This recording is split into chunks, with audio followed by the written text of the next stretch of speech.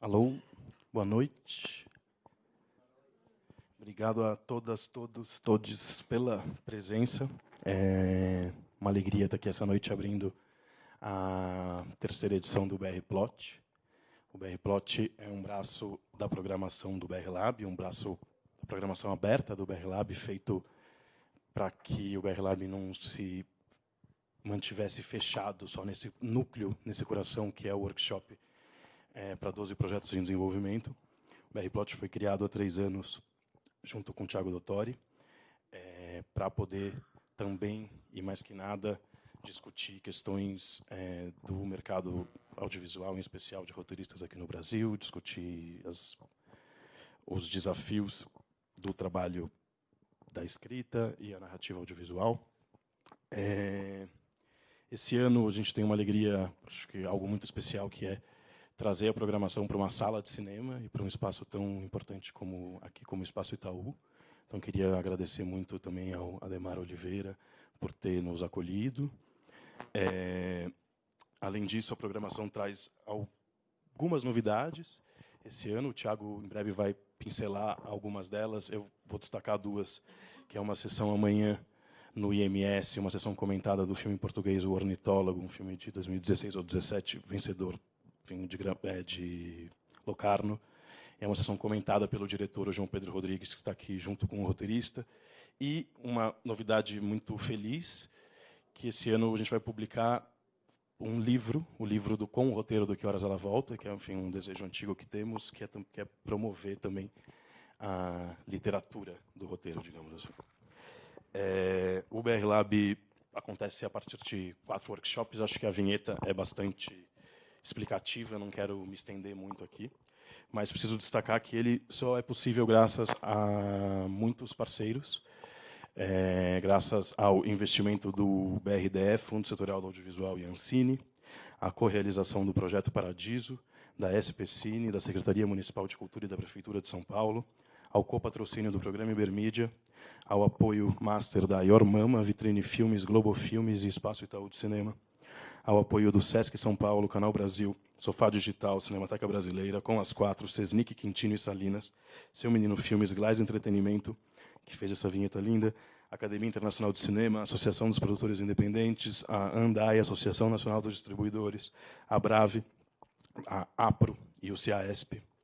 Também as parcerias pedagógicas e institucionais com o 3 Puerto Cine, o Festival de Locarno, com quem a gente promove esse ano o Industry Academy, o Torino Film Lab, Cinema in Development, Pop-Up Film Residence e Tribeca Film Institute, e o apoio institucional do Consulado de Portugal, da Embaixada da França, Instituto Francês, Consulado de Israel, Instituto Moreira Salles, Instituto Cervantes, Cinema do Brasil e divulgação da Latam Cinema e Revista de Cinema.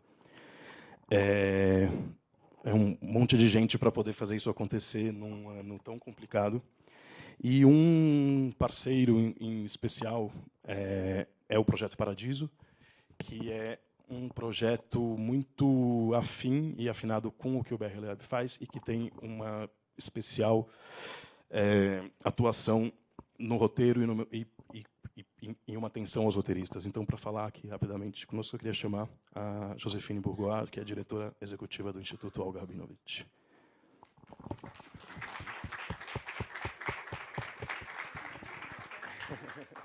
Obrigada, Rafa. Então, para a gente é uma honra estar aqui, ao lado do BR Lab e ao lado do Thiago, também do Tori, que representa, além do grande talento que ele já é, a ABRA. E acho que são 2 instituições que estão empenhadas nessa tarefa de valorização e do roteiro brasileiro de várias maneiras, muito diferentes. Então, quando a gente nasceu, a gente é uma instituição nova, que nasceu esse ano, é uma instituição filantrópica que nasceu com o intuito de apoiar os talentos do audiovisual nacional com um foco em roteiro, por entender a importância dessa peça na construção de toda a cadeia de vida da obra audiovisual, quer dizer, esse tempo que precisa se dedicar, essa qualidade do processo criativo que tem que acontecer, e muitas vezes não há como. Então, quando a gente conheceu o BR Lab, foi uma das coisas que a gente sentiu imediatamente esse alinhamento de visão, e a gente tem um projeto chamado Incubadora de Projetos, onde a gente seleciona um projeto que sai de... A gente tem 5 parceiros, 5 labs, um deles é o BR Lab, e um de cada projeto participante desses labs, ao ser selecionado, participa de um ciclo longo de apoios, como a Bolsa para o Roteirista, mentorings, doctorings de mentores nacionais e internacionais, apoios também para a internacionalização. Então, a gente é parceiro do BR Lab nesse sentido, mas a gente, mais do que tudo, é um admirador desse trabalho incansável, né? Já a 9ª edição do BR Lab, que tem agora, há 3 anos, o BR Plot, desse trabalho de valorizar e de, mais do que valorizar, não, agregar mesmo, né, ao trabalho do roteirista no Brasil. Então, para a gente é uma honra fazer parte dessa experiência, e hoje, né, assim, estando junto oficialmente, né? No passado a gente entrou tarde, a gente nem conseguiu muito ter esse momento, então é muito bom a gente poder realmente dizer isso, quão honrado a gente está de fazer parte dessa história junto.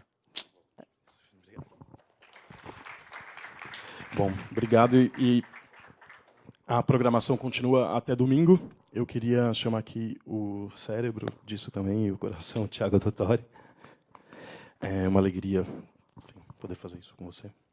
Digo mesmo, Rafa. Sem você nada existiria. Muito obrigado. Obrigado pela presença de todos. Uma noite difícil de chegar aqui, né?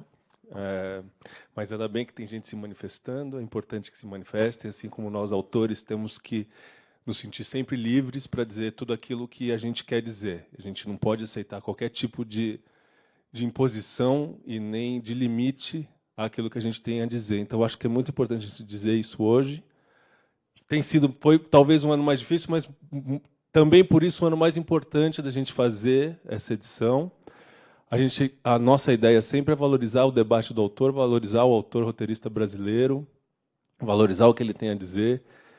E uma das coisas mais legais de poder fazer o BR Plot, pensar junto com o Rafa, que é esse cara fantástico que já está na 9ª edição do BR Lab, tantos filmes tão importantes já passaram por lá, e há 3 anos que a gente faz isso aqui junto, é que a gente pode trazer para a mesa pessoas, eu pelo menos tenho essa honra de poder convidar muitos roteiristas dos quais eu sou fã, para debates muito interessantes que a gente tem tido, e também uma preocupação muito grande nossa de que esse conteúdo, né, não deixa de ser uma formação, também circula. Então a gente joga na internet, transmite, porque essa informação precisa estar no ar para que a gente faça melhores filmes e um melhor cinema, um melhor audiovisual. Então eu não vou falar tanto dos caras que eu sou fã, que vão sentar logo aqui. Vou falar um pouco das outras mesas para convidar vocês também. Amanhã à tarde a gente vai ter o Marton, a Jaque Souza, enfim, para discutir uma questão que eu acho muito interessante no cinema brasileiro, que é a gente abordar gêneros narrativos, né? Então, às 3 da tarde, a gente tem essa mesa sobre gêneros narrativos, com a Gabriela Amaral Almeida também, e com o LG Baião, que é o cara que acho que mais escreve roteiro no Brasil. Eu acho que o dia dele tem 48 horas, porque você pega o IMDb do cara, dá uns 5 filmes por ano, eu não sei como ele consegue. Depois dessa mesa, teremos um debate que, na verdade, é uma apresentação que eu vou estar aqui, eu e a Paula Vergueiro, para falar das associações de roteiro no Brasil, que eu também, além de escrever, ter 2 filhas e tal, eu também faço isso sou diretor, vice-presidente, eu sou vice-presidente da GEDAR, que é uma sociedade que a gente criou há 3 anos para coletar direitos autorais no Brasil, que é uma coisa que a gente nunca fez e que é uma conquista que a gente precisa conseguir avançar, porque os roteiristas dificilmente, a não ser quando você é um cara produtor tipo Paulo, que participa do filme, o roteirista como artista, ele não recebe de acordo com o sucesso que o filme tem. Então, quem quiser saber sobre isso, esteja aqui amanhã às 3 horas, que a gente tem muita coisa para falar sobre isso, sobre contrato de direito, que é sempre importante também ter a condição necessária para que o roteirista escreva. E depois dessa mesa de amanhã, temos ainda um coquetel muito bem, que nos convida aqui o Rafa, para a gente poder confraternizar e se conhecer. E no sábado temos mais 3 mesas, vou tentar ser breve, às 3 da tarde, de chefes de sala de roteiro, tem a programação no site, só gente incrível. Não, às 3 é chefes de sala de roteiro, às 5 um debate sobre personagens que são inspirados em pessoas reais, então essa transposição que é sempre interessante de debater. E encerrando esse ciclo de mesas, a gente tem às 19h uma mesa sobre originais brasileiros. Da onde os autores estão tirando inspiração para escrever? Eu estou fazendo alguma coisa ou não? É só uma... E eu tenho uma notícia chata, que é o seguinte: infelizmente a Tati Bernardi não pôde vir. Eu fiquei a tarde inteira ali vendo com ela. Ela tem uma filha pequena que estava com uma questão lá de saúde e tal. Está tudo bem, mas aquela coisa, filho pequeno, você não tem muito controle sobre a sua agenda, então ela está lá cuidando da filha dela. Falei, fica tranquila aí, cuida da Rita, que é o mais importante agora. Infelizmente ela não pôde vir. Ficou bem chateada com isso. Me convenceram, esse ano finalmente entrei para o clube dos roteiristas que fizeram algum filme de sucesso. Como eu escrevi o Turma da Mônica, eu vou sentar aqui, mas eu vou tentar ficar quieto, porque eu quero mais aprender do que falar. E aí... Oi? Eu vou para lá. Ah, tá.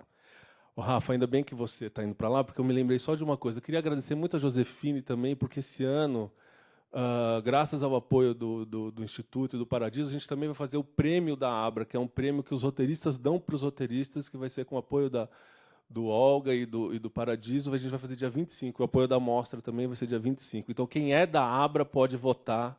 E aí a gente tem um monte de categoria lá, uma coisa muito legal. Se encontra também dia 25 na Cinemateca. Então, eu vou sentar aqui e vou pedir para Ana Paula Souza, grande jornalista, que eu não estou... Ah, está ali. Que a gente tem acompanhado o que está acontecendo na Ancine através das matérias dela.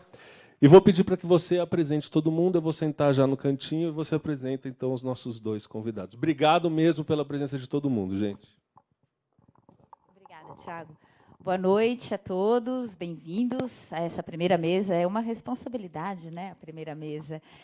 Bom, acho que a primeira coisa é chamar os nossos dois debatedores, depois eu os apresento. Então, a Patrícia Andrade.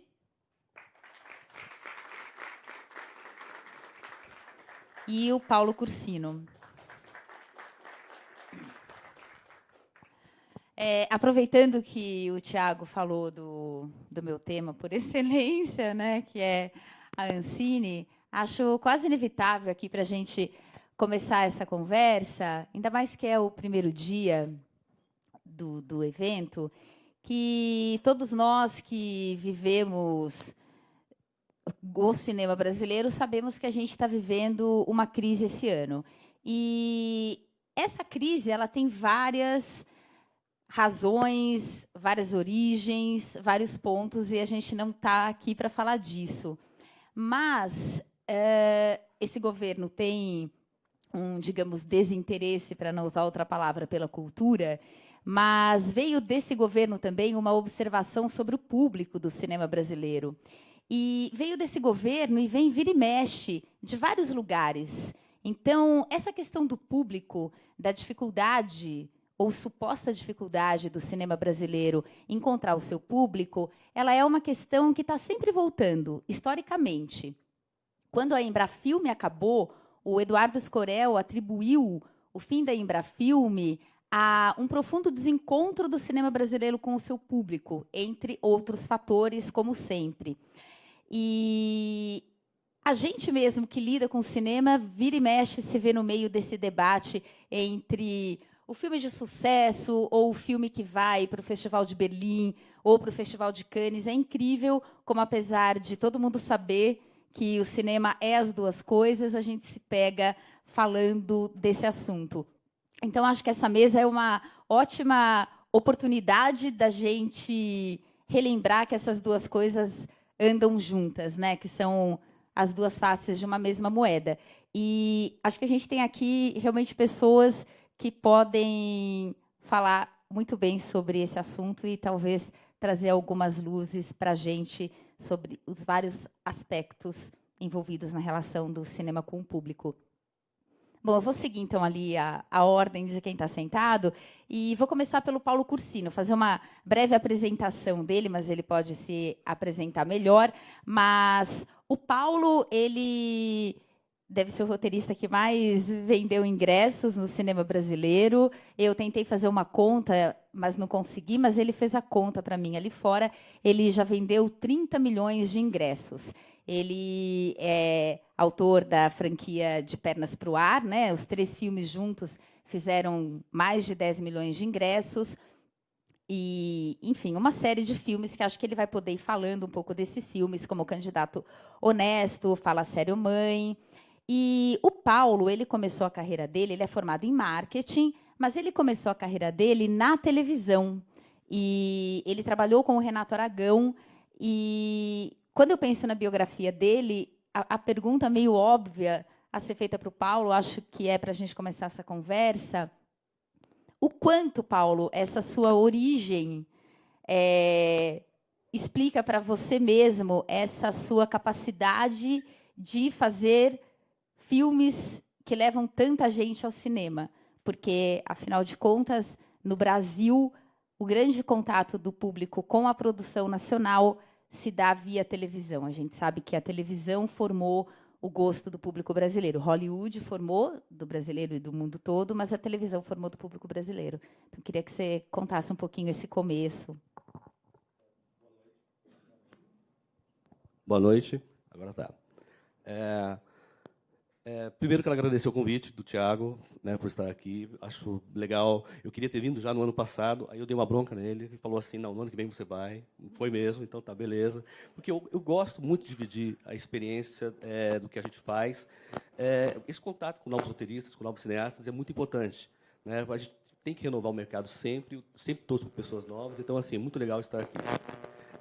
Com relação à pergunta da Ana, de fato, né, assim, a televisão me deu não me deu um caminho para seguir dentro do cinema, mas me deu uma disciplina de trabalho. Acho que o principal foi isso, né? Na televisão, eu entrei, na verdade, assim, para fazer o programa do Renato Aragão, mas eu colaborei. Opa, obrigado. Eu colaborei muito durante 4 anos fazendo Sai de Baixo, né, que era uma comédia rasgada de palco, né, era teatro gravado. Então, assim, a gente tinha uma disciplina que era o seguinte: a gente escrevia o texto, né, ensaiava naquela semana, na mesma semana, ia para o teatro, testava as piadas numa sessão e corrigia para a segunda.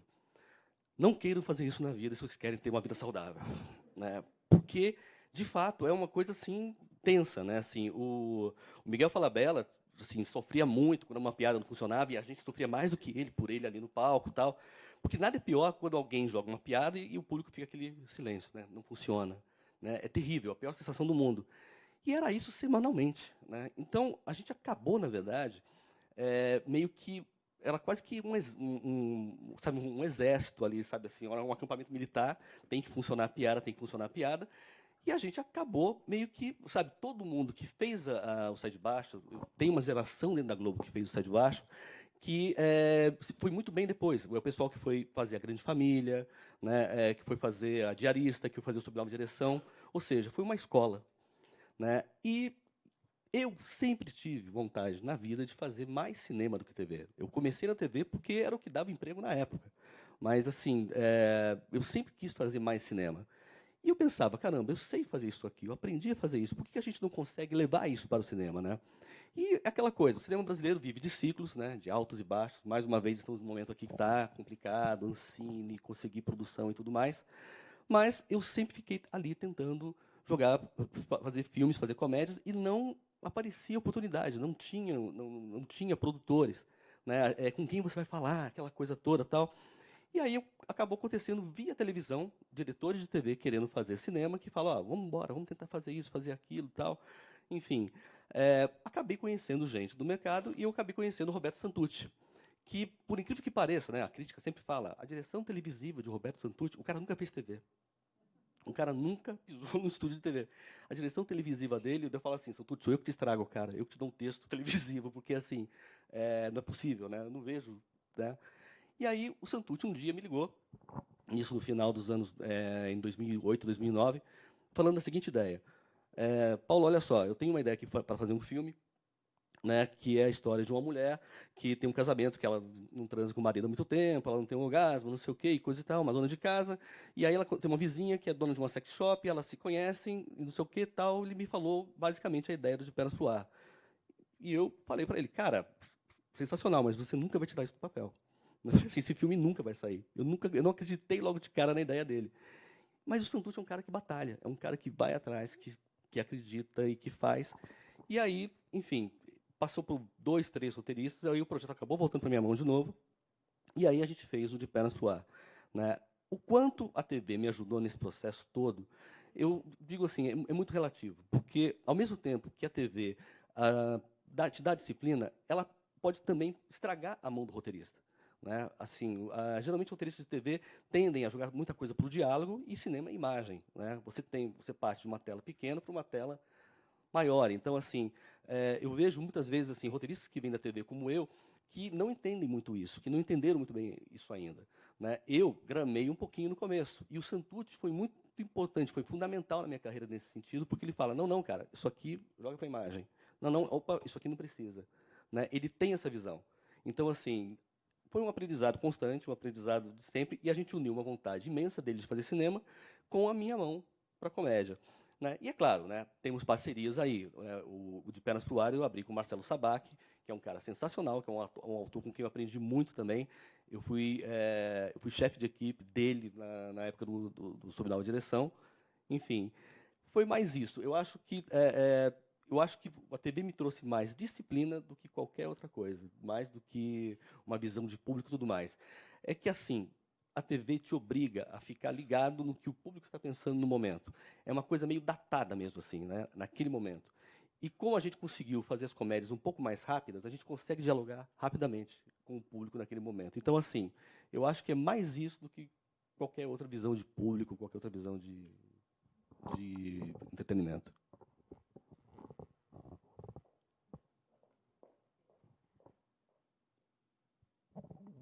Obrigada, Paulo. Eu esqueci de avisar uma coisa.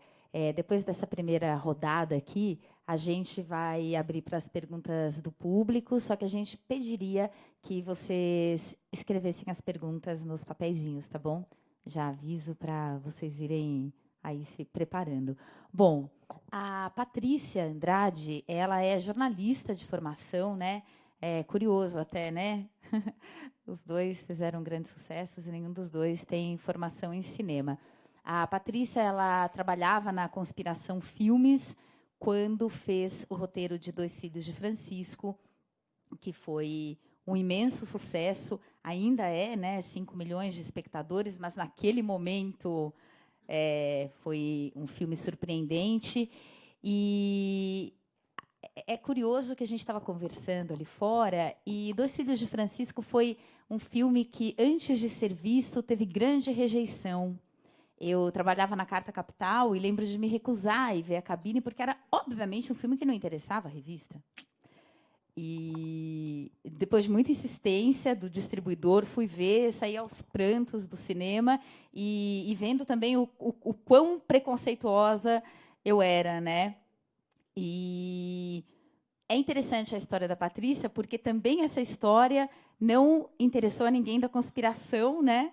E foi por causa disso que ela acabou indo atrás dessa história e acabou fazendo esse filme de tanto sucesso. A Patrícia também é a roteirista de Gonzaga, de Pai para Filho, que fez 1,5 milhão de espectadores, de A Beira do Caminho, de Entre Irmãs, também tem escrito para televisão.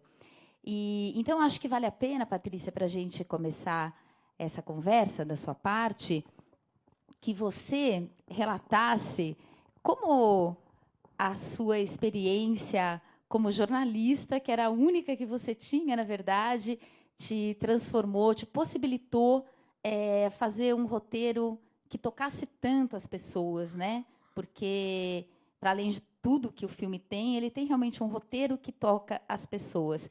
Isso passa pelo quê? Uma certa capacidade de ouvir, talvez, a história e um pouco essa percepção, né, do que o público pode sentir, do que o Paulo estava falando.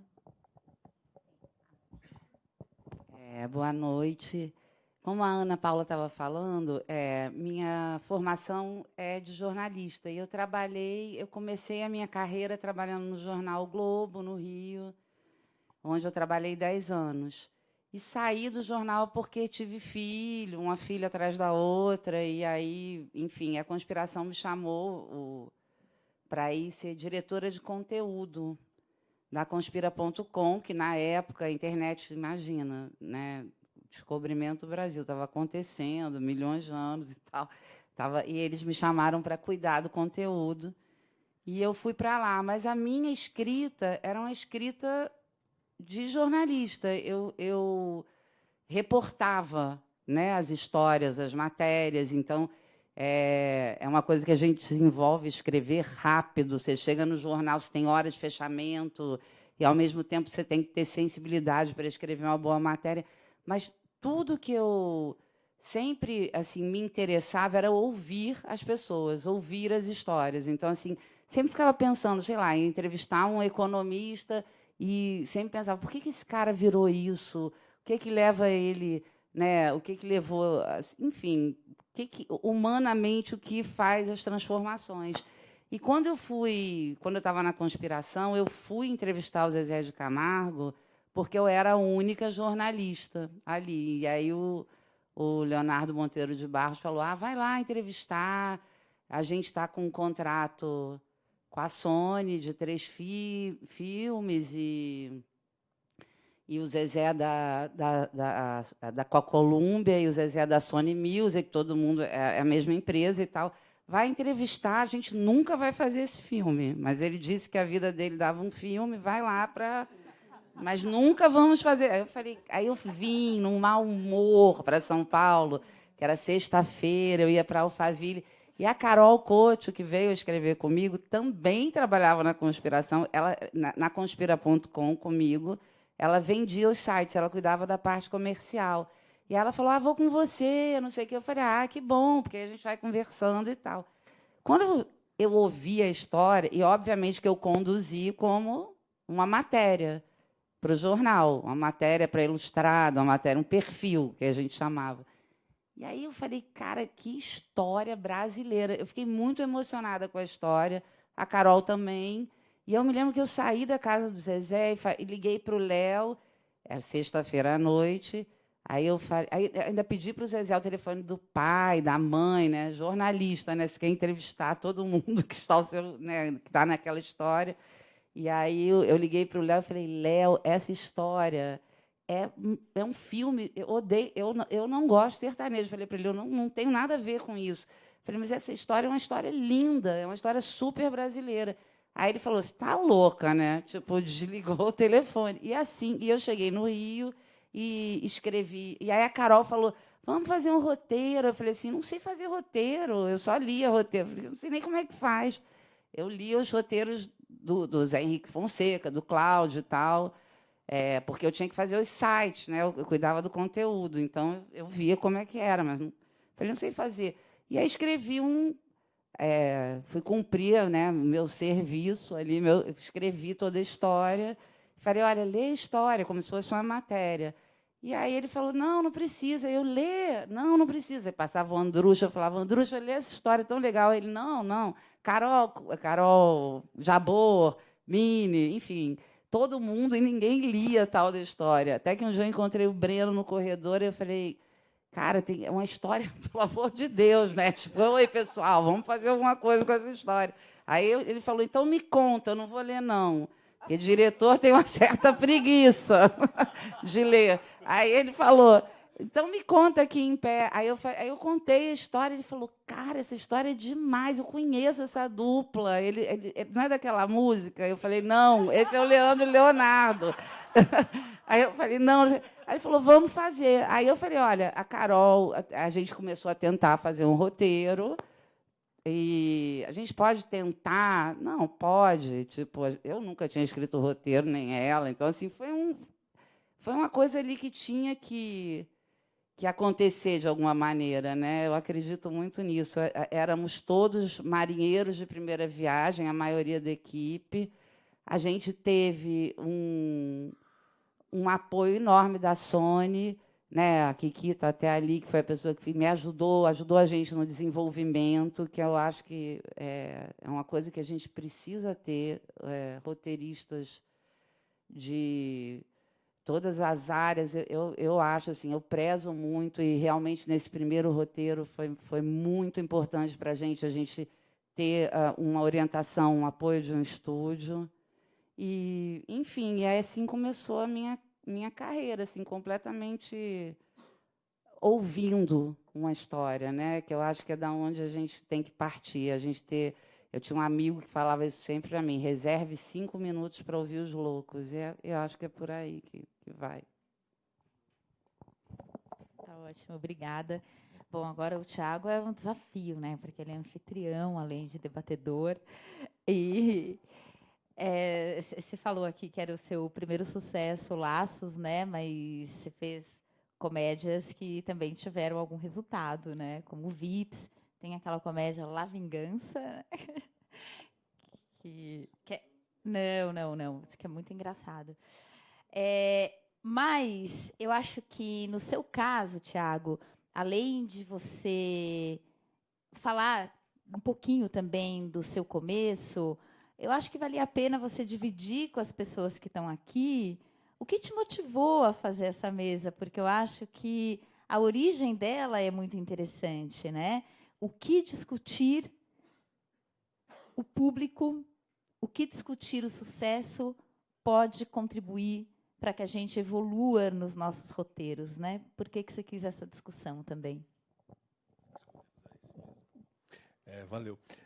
Só uma observação, a sua história de fazer o Dois Filhos dá um filme, né? Eu fiquei imaginando essas duas personagens. Vocês são loucos, é uma história incrível, ninguém... Não, eu não quero ouvir falar desses caras. E é curioso porque essa sua pergunta se liga com essa história. Porque tem uma coisa aí... eu vou criticar a nossa turma. Eu acho que, de modo geral, no cinema, a gente tem um certo desprezo pelo popular. E acho que essa história é bastante emblemática sobre isso. E eu acompanho a carreira do Paulo, que ele faz hit atrás de hit, e vejo quanto você apanha do meio, cá entre nós.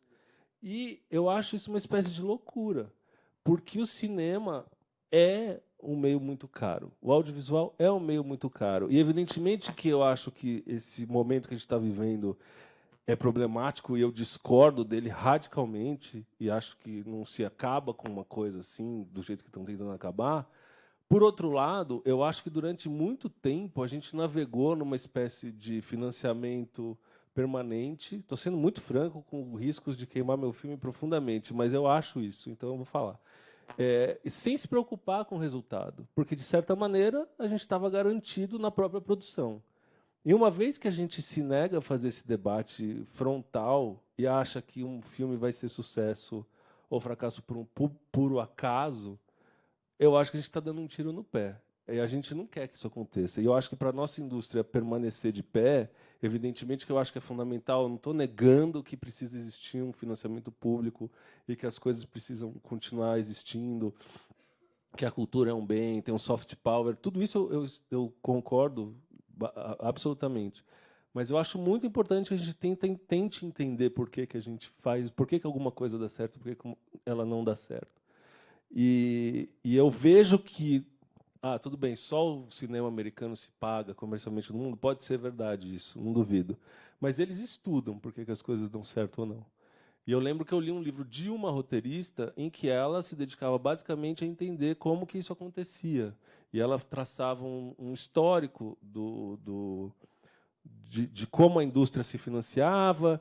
Enfim, não vou entrar em detalhes porque é uma longa história, mas ela dividia o público entre 4 fatias, vamos dizer, de uma pizza lá. E quando ela percebia que aquela história podia, de alguma maneira, dialogar com aqueles 4 elementos, que eram homens, mulheres, jovens e adultos, aquilo tinha uma chance de ser um filme de sucesso. Pelo menos é uma maneira de começar a pensar. E eu acho que durante muito tempo a gente não pensou. Para mim é meio óbvio, tipo, o Zezé de Camargo e Luciano eram, naquela época, hoje acho que já não é mais tanto, mas naquela época eram uma das duplas de maior sucesso. Eram os caras muito populares. O cinema talvez não fosse um programa tão caro como ele está hoje, etc. E tinha ali né, se você parar para pensar um pouco, é um filme que dialoga com o Brasil. Você sacou isso, porque você, roteirista, também tem essa sensibilidade por ser jornalista e tal. E eu, muitas vezes, acho que a gente negligenciou. Então, respondendo diretamente à sua pergunta, acho que é por isso que eu queria fazer esse debate. E acho que começa no roteiro. Eu também acho que começa no roteiro. Eu também acho que não é só... A gente não vai pensar as histórias a partir de uma coisa que funcione, mas a gente se faz essa pergunta quando está escrevendo. Isso aqui vai... Estão entendendo? Isso aqui está emocionando? Comunica? Pode ser um fracasso mesmo assim, mas a gente se faz muito essa pergunta. Nós três aqui, pelo menos, acho que temos esse histórico, não todos. Então, é um pouco isso, assim, sabe? O La Vingança, por exemplo, eu parei para pensar. Eu acho que é um filme engraçado. Eles, dois caras são meio abestalhados, engraçados, numa viagem, tem uma coisa pop, o filme tem ritmo. Por que não funcionou? Eu me pergunto, por que ele não tinha, talvez ele não tivesse gancho, aquilo que o Cursino falou, assim, de tipo, a gente produz rápido, então a gente consegue pegar o zeitgeist que está ali no momento. Se pensei em janeiro, quando eu lançar em novembro, não envelheceu tanto. É claro que não é tão curto assim, mas mais ou menos isso, né? Que às vezes você fica 10 anos fazendo um filme, a coisa caduca. Às vezes o mundo, como o mundo está voltando para trás, às vezes uma ideia que você pensou 15 anos atrás se tornou atual hoje, mas aí é uma sorte, né? Enfim, o La Vingança, honestamente falando, eu acho que eu gosto. Acho que ele não tinha um gancho para levar o cara para o cinema, para falar por que eu vou ver esse filme. Acho que a gente não pensou nisso na história, talvez, eu não sei se...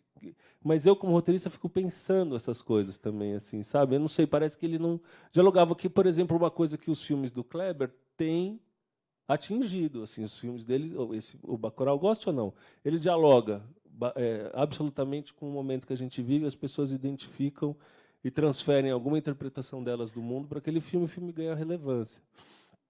Não tem fórmula, de fato, mas quero saber mais suas perguntas sobre como a gente pode pensar isso, para tentar achar algum caminho.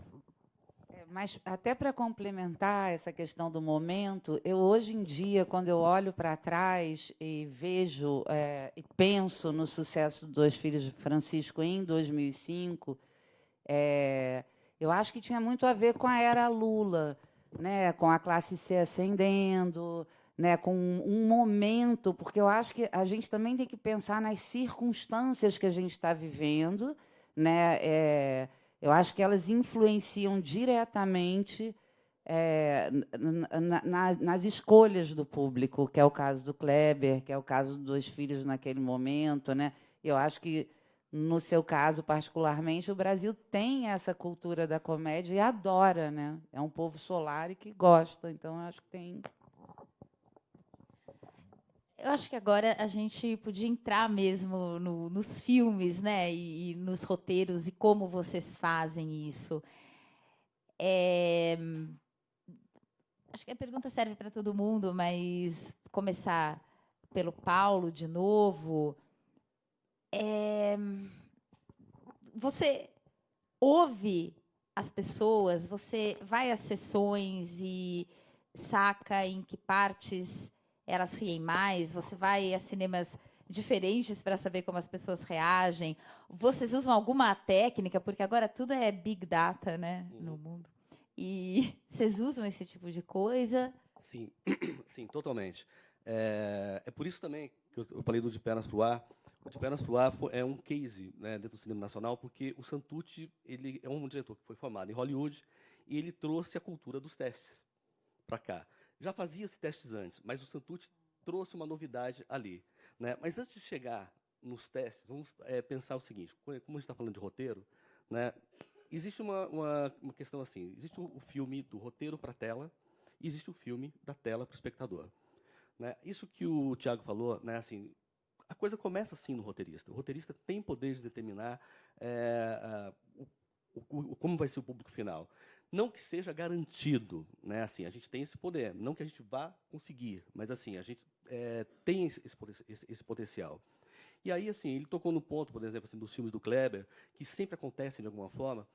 E eu acho que assim a coisa principal para o roteirista, né, para fazer antes de pensar no teste, na sala, e tudo mais, pensar na ideia é trabalhar algo que o cinema nacional trabalha muito pouco. E eu percebo isso muito nos roteiros que eu recebo, né, porque eu também produzo filmes, assim, eu tenho uma parceria na minha produtora lá com o Santucci, com o André Carreira, né, Camisa Listrada, que é a cultura do high concept, né? Assim, aquele professor de roteiro, o Robert McKee, esteve aqui há uns 3 ou 4 anos, a última palestra que ele deu, o último workshop que ele deu, ele falou, né, assim, eu acho que vocês, brasileiros, o cinema brasileiro, adapta livros demais. Né? Ninguém tem ideia original, não. Cara, eu nunca tinha parado para pensar, mas de fato, você pega, no caso dela não, tá vendo? Ó, uma ideia original que deu certo. Mas assim, você pega Tropa de Elite, você pega Carandiru, tudo tem sempre algo foi adaptado por alguém, né? Assim, veio de um livro, de um produtor que comprou. O roteirista participa muito pouco da criação, né? E aí o que acontece? O roteirista acaba ficando sempre em segundo plano, né? Como, olha só, cara, vem cá, sempre trabalhando por encomenda, tá aqui, ó, faça isso para mim agora. Ok, não tem problema nenhum. O cinema americano trabalha com milhões de adaptações também. Mas, assim, eu acho que para o roteirista crescer como artista, ele tem que pensar na ideia e trabalhar a ideia. Porque a maioria dos cursos de roteiro que eu vejo, né, é assim, a primeira aula, não, porque você tem ideia, storyline, e aí já cai no processo tal, como se fosse, uau, já vai abrindo diálogo. Calma, gente. Trabalhar a ideia é importantíssimo. Eu tenho vontade de dar um workshop só de high concept, sabe? Só para trabalhar ideias. Vamos pensar o que é realmente ter uma ideia que funciona, né? Vamos pensar o que realmente pode dar certo, né? Trabalhar o conceito, né? Porque abrir uma história, hoje tem milhões de técnicas, você sabe, você tem milhões de livros. Quando eu comecei a escrever, o único livro de roteiro no Brasil era o do Doc Comparato e a gente dividia um com o outro. Hoje você tem todos os roteiros do mundo na internet, você tem todos os livros do mundo a um clique na Amazon, entendeu? Então, assim, por que não se consegue? Né? Eu acho assim, é uma cultura nossa de não trabalhar as próprias ideias. Né? Aí falam, Paulo, mas produtor não quer saber das minhas ideias. E vocês têm razão. Né? Assim, a gente quer sempre fazer as ideias, os produtores querem fazer as ideias deles. Entendeu? Mas, assim, a gente tem que pensar sempre assim, caramba, tentar entender o público, né? Eu sempre falo que roteirista, né, assim, todo artista, na verdade, é uma antena, né? Tanto de emissão, né, para emitir coisas, quanto de recepção. E eu acho que a gente deve receber mais num primeiro momento para emitir o mínimo depois, sei lá, para dar algo de volta para esse público. Isso de ouvir é importantíssimo. Eu faço isso sim, né? Antes mesmo de fazer o teste do filme, eu testo a minha ideia, eu conto as minhas ideias para as pessoas do lado, próximas e tudo mais. E assim, e às vezes até não próximas, conto para um taxista mesmo, comento uma ideia assim para testar. Isso é importante, entendeu? O high concept, assim, uma boa ideia, bem contada, bem narrada, vende-se logo de cara. Hoje em dia, em Hollywood, né, reza a lenda que você, por exemplo, você não vende nem mesmo a ideia, tá, gente? Lá, quando você senta com um produtor, ele fala o seguinte: me conta o trailer do seu filme. Se você conseguir narrar bem o trailer do seu filme, que já deve estar ali o conceito, ou seja, não é a história, não é a virada, não é o personagem. Não, me narra o trailer, né? Como é que você vai atingir o público no seu trailer, com a sua ideia, entendeu? Ou seja, e o trailer vende o quê? Basicamente o quê? O conceito. Eu lembro, assim, um trailer que me pegou, eu lembro, assim, 20 e poucos anos na época, que eu achei fantástico, que era um filme do John Hughes, né, que quando eu vi o trailer, eu falei, caramba, vai ser sucesso, vai vender. Que era a história de um moleque que ficava sozinho em casa no Natal, a família esquecia e os bandidos queriam entrar. Aquilo você fala, caramba, eu nunca vi isso. Né? É uma ideia simples, rápida, engraçada por natureza, né, que você fala, caramba, isso me leva para o cinema. Né? Bacurau, por exemplo, o Thiago falou, eu não gostei tanto do filme, assim, não gostei, assim, várias questões. Mas não dá para negar que o Kleber teve um conceito fortíssimo na mão, entendeu? Caramba, os caras americanos vindo matar nordestinos aqui, não sei o quê, e os caras se rebelam. Pô, caramba, já quero ver. Isso já me tira de casa, isso já me tira da cadeira, entendeu? Isso já me tira da frente da TV, eu não tenho isso em casa. Então, assim, a mesma coisa da experiência dela com os 2 filhos. Caramba, né, vocês perceberam uma bela história ali, né? Caramba, vocês sentiram aquilo ali, então, é high concept. Eu acho que o roteirista tem que puxar de alguma forma isso para si, mesmo quando vai adaptar alguma coisa. Né? E trabalhar mais isso. Então, eu acho que o primeiro passo é o high concept. E depois, filme, roteiro, não sei o que tal, aí enfim, é a obrigação de todo mundo praticar bem e fazer direitinho. Mas, assim, o público começa na ideia. Qual é a A pergunta qual foi?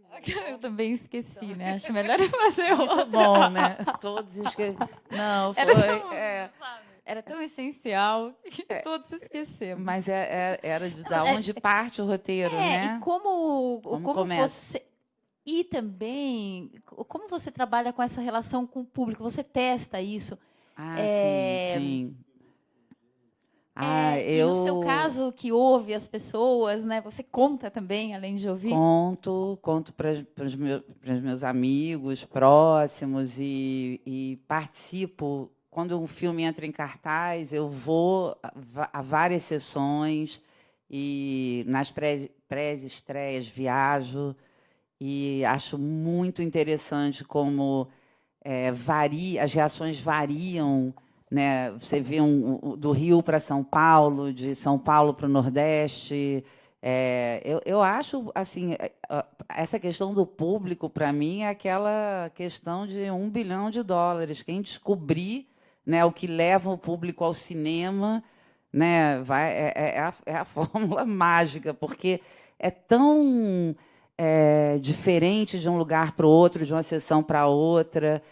Eu, geralmente, quando eu começo, assim, o que me encanta nas histórias sempre vem do humano, né? Eu me encanto pela história dos personagens, das pessoas, e eu recorto, como boa jornalista, eu leio bastante, leio jornal sempre, até hoje, e revista, e vou procurando as histórias e vendo histórias interessantes, que vou cortando, tem uma pastinha. E aí, um dia, eu começo a escrever um filme e eu me lembro daquelas histórias que sempre tem a ver, porque eu acho que as histórias, elas são sempre muito parecidas, né? Assim, a essência das histórias, a maneira que a gente conta é que diferencia. Assim, para mim, o público sempre será um enigma, porque acho muito difícil essa leitura. Eu acho que tem a ver com isso que eu já falei, com as circunstâncias, com o momento, mas acho que, embora o brasileiro ele tenha uma real preferência pela comédia, a gente tem que ter uma diversidade de gêneros, a gente não pode ficar apegado ter esse apelo comercial, e aí todos nós vamos fazer comédia. Não, acho que cada um, a gente tem que ter esse catálogo amplo, a gente tem que contar a nossa história, né, do nosso país, da nossa gente, do nosso estado, do nosso vizinho, assim, sobre vários pontos de vista diferentes, né, para não ficar um samba de uma nota só. Então, assim, eu não penso no... Assim, eu penso no público, eu acho que inconscientemente, mas eu parto do que vai me emocionar, do que eu vou gostar de fazer. Eu tenho que me apaixonar para fazer uma história. Hoje em dia, já no começo não era assim, né? Porque quando você começa a trabalhar como roteirista, você vai topando porque você tem que trabalhar, a não sei que você seja milionário e tal, que não era o meu caso. Eu fiz vários filmes até que eu cheguei num momento que hoje em dia, graças a Deus, posso escolher e faço o que eu gosto. O Paulo falou da ideia original, né? E você, Thiago, tem um exemplo recente agora do Laços, que é uma história, um projeto super complexo, na verdade, né? Porque você vai trabalhar com personagens super conhecidos, então que tem um público, mas ao mesmo tempo você não pode partir dos quadrinhos, porque não tinha ali uma história suficiente, né, para virar um filme. E você está trabalhando com um público diferente, com o qual o cinema brasileiro tem muita dificuldade de se comunicar também, né? Então acho que vale muito a pena você contar essa experiência específica do Laços pela particularidade do público e do público que já existia antes do filme mesmo existir, mas que me parece um filme que também acabou levando muita gente que já não era fã da Turma da Mônica necessariamente, né?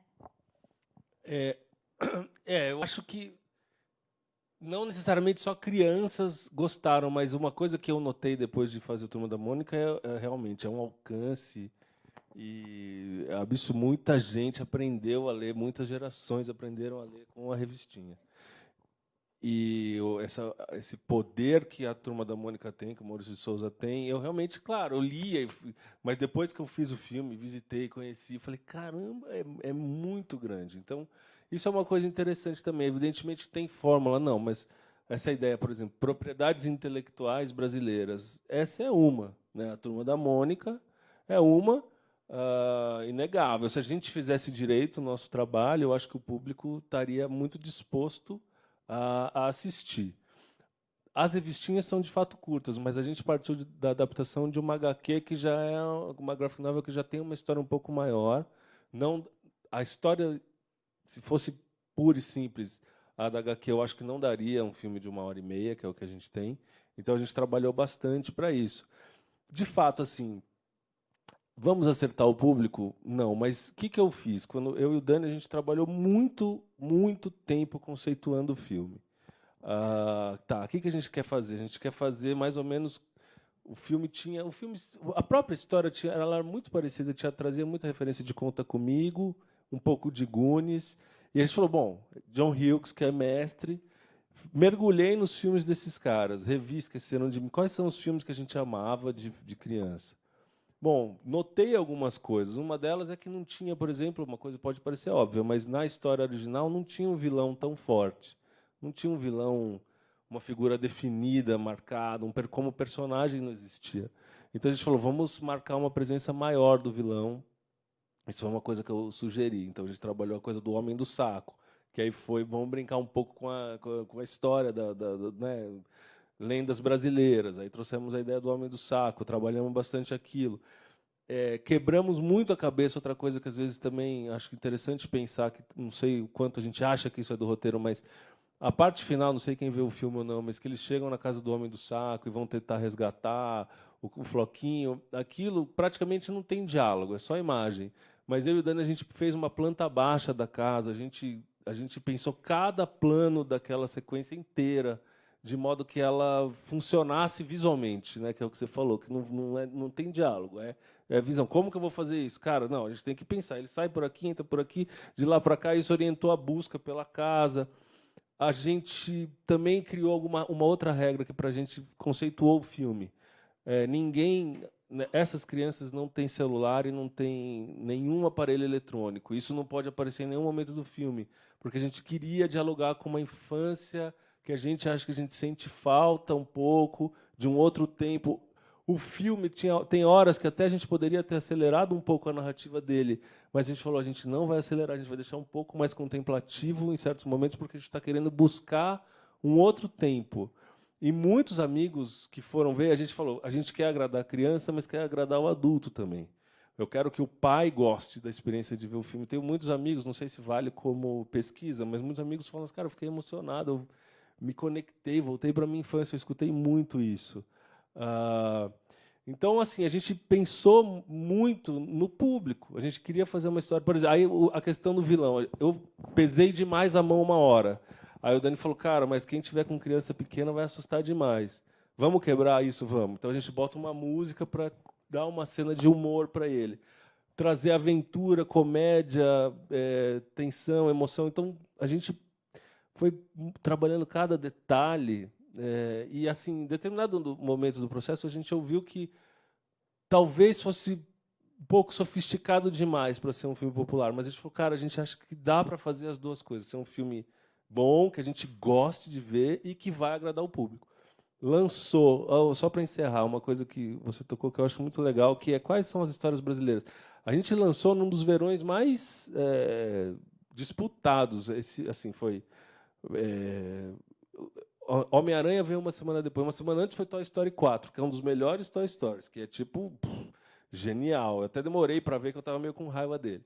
Aí Homem-Aranha, tudo bem, um pouquinho mais velho, mas briga. Aí Pets junto, aí Rei Leão. Eram tipo assim, cara, vai naufragar.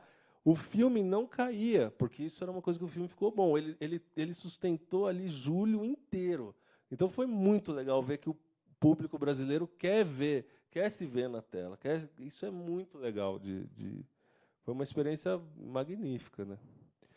Então, acho que é por aí. Acho que já tem gente com perguntas. Quer? Já tem? Tem. Eu nem vi que horas. Ah, eu pego. Mais fácil. Não.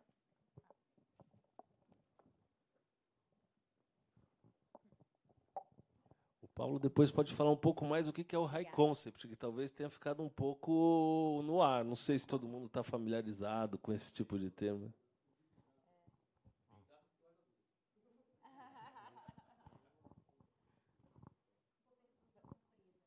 Não, imagina, a letra sendo boa está ótimo.